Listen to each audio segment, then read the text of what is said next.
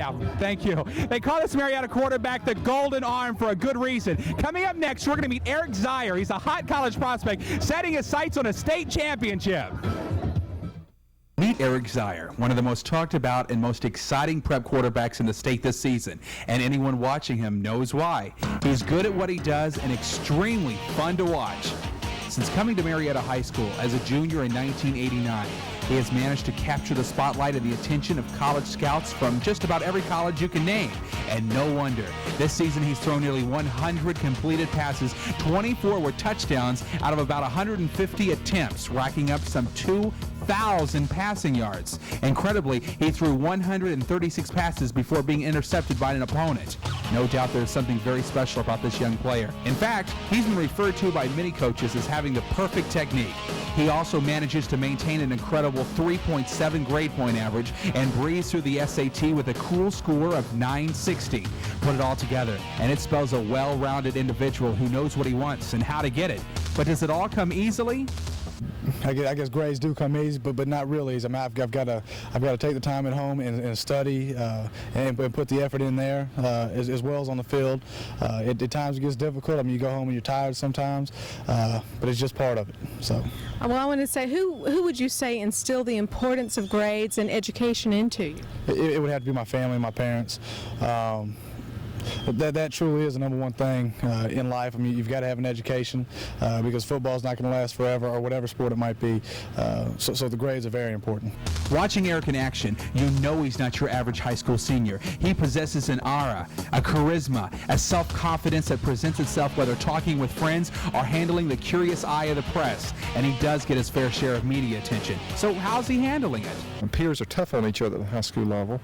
And I guess that's what makes Eric so phenomenal, is that his ability to focus in on his team, to praise his teammates, to elevate them, and to not let all this attention go to his head has been truly amazing. And I think that's probably the true reflection of if it's a real character, is that he's been able to share praise and with his teammates and his peers and be common and normal with them and not get the big head, so to speak. And because of that, he has a great deal of respect from his friends and peers. Well, I take it as a great honor. It's something that I've worked for my whole life, but then again, it is definitely a team sport, and I need to almost give all the accolades to my teammates, to the coaches, and to my family, to everybody or just around me that participated with me last year. The number one goal is to lead Marettta to a state championship. So after the season, we can look back on them and enjoy them. Even from an early age, we can see the makings of a great football player.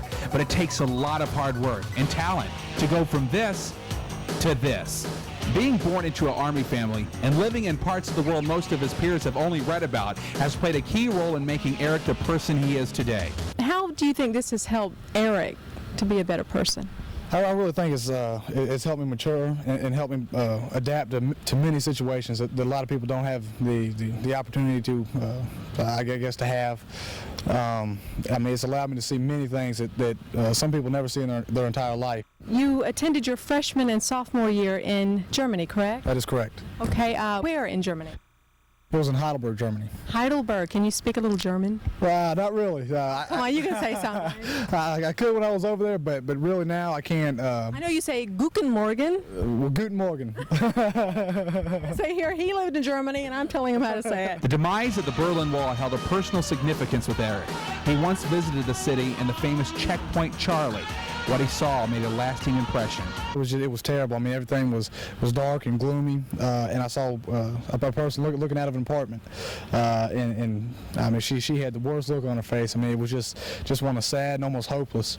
And you know, I mean, it's terrible. People have to go through that, and it made me appreciate what we have here so much more.